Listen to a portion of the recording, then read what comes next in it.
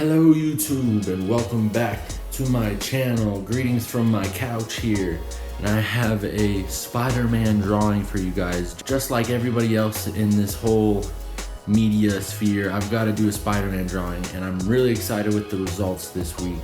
So I'm going to be sharing with you guys my techniques, kind of my decision making as I'm working through this one. And yeah, here it goes in 3, 2, 1. Alright, so we've got Spider-Man sketch starting up right now. And as you can see, I'm starting off giving him a bunch of power. He's got Captain America's shield, he's got Thor's hammer, and I'm going to add even more to that going forward. And with this drawing, I had a lot of trouble with, figuring out what I wanted to do with it, what position I wanted his arms to be in, what stance should he be in, and I got really frustrated with myself after a couple tries and quit and gave up, and then I went back to it a day later and was determined to get this Spider-Man perfect for y'all. And as you guys can see here, I'm getting this head working, and I make it too big here, and I'm gonna shrink it down and put it back on because he's got a bulbous head. But at this point, I'm like, okay, Spider-Man's looking pretty good. And as you guys can see here, I'm going to start doing the webbing on the body, make sure everything's kind of where I want it to be for the base wise, and then I'm kind of putting the details of the suit in after this. It was an interesting experience because I haven't done this detailed of a sketch really on Procreate before, but I like it because it gives you guys a good view into what I'm doing. I have to make a lot of decisions on how I want things to look, and I think this sketching process is probably the most important one to this whole thing.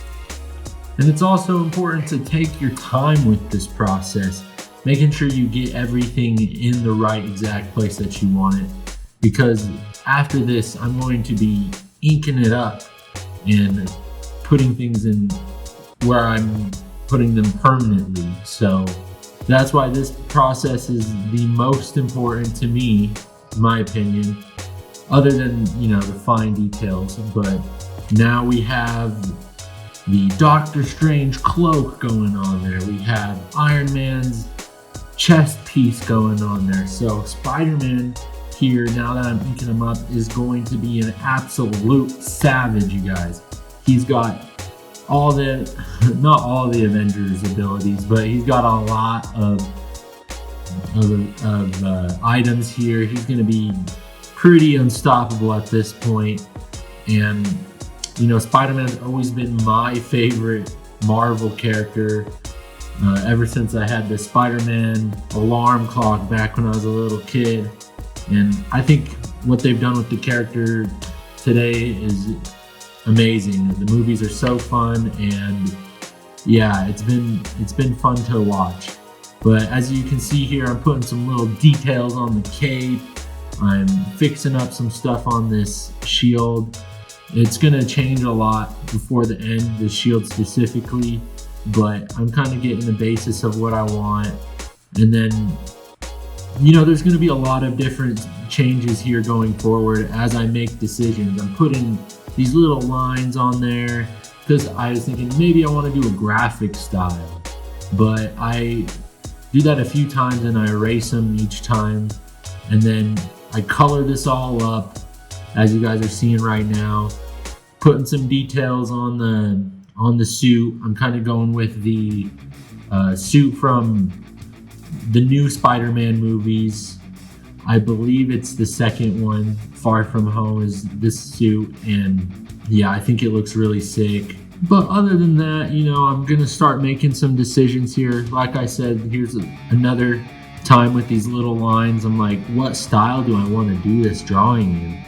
Because I have kind of made a couple different styles here in the last, I guess this is week 15, so 15 weeks of doing this channel. I've kind of made some little styles for myself. I got like a graphic design with all the little lines that you're seeing here, but it just didn't look right with all these spider webbings. It looked clustered, I guess. So I decided to put on the airbrush tool, and I'm putting in all these shadows for Spider-Man.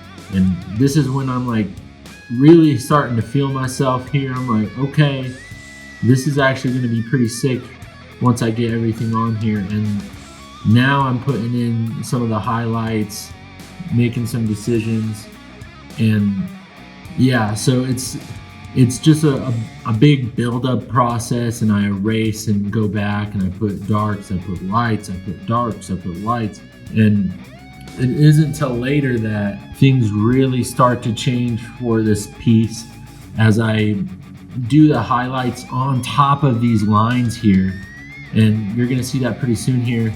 But once I do that on this face, it kind of really pops out. The character makes it look more realistic in my opinion, and I put a black background which actually goes against those highlights on the face, and it just makes everything look really cool to me. And that's kind of something I've been working with a lot, is putting different backgrounds. I know a lot of people just do white background, and you know, that's good, it's fine, I do that too, but when you put that black background, especially when you have these highlights like here, it gives it really that realistic touch that I'm looking for when I'm doing this airbrush technique. Now with the graphic technique, I'm not necessarily looking for realism, but more just to make it look grungy and cool. But yeah, I had this cool background with this cool pen that comes with on Procreate, and yeah, so going forward here, I'm just making this fabric look cool on the Doctor Strange cape, and I'm working out all the shines on Thor's hammer, and going forward after that, it's going to be a lot of work on Captain America's shield, because that thing was kind of a pain in the butt here, because there's a lot of different angles that you have to worry about with his shield, trying to make it look round, and then it's a reflective surface, and I kind of had a hard time working with that compared to like the reflective surface of the hammer was really easy because it's gray. But yeah, this was probably top 2 in my videos so far of my favorite things to do. The Batman one is probably my favorite because he just looks sick. Go check out that video if you haven't before. But yeah, this one is pretty BA, if you know what I'm talking about. I was definitely feeling myself a lot when I did this one. So here you guys can see the shield. I'm redoing it. I'm gonna redo it a couple more times, trying to fix this up. I can't draw the star worth anything, so I actually cheat a little bit here, by the way, guys, so don't hate me too much. I cheat a little bit on the star, and you know, it's digital art though. I just, you know, kind of do my thing, sneak that on there, and yeah, it's Spider-Man. I actually came up with a cool name for him. I think it's Dr. Spider-Man, or Dr. Iron Spider-Man, Captain of Thunder. So then you got Doctor Strange, Iron Man, Spider-Man, and then you have Captain of Thunder, which is, of course, Captain America and Mr. Thor. So that's all I got for you guys. I really hope you guys enjoyed this one as much as I did making it. It was a really fun one for me when things really meld together and work out the way you want them to. So thanks for watching, and here to see my beautiful face in 3, 2, 1. All right, guys, that's it. That's all I got. What did you guys think? We got Spider-Man doing his little thing with all of his new weapons. He's got the shield, the hammer, the cape, and the chest piece. You know, he's killing it. So I was really, really happy with how this one came out. What did you guys think? Did you like this Spider-Man better, or maybe my Batman drawing? Because those are my 2 favorite superheroes. So, you know, comment down below if you want to share which one you like better, because I also have this more realistic style with the Spider-Man, and then also the more graphic style with the Batman. So which one did you like better? Let me know, and I'm gonna see you very soon. I think I'm gonna put out another video this week, so thanks for watching. I'll see you soon.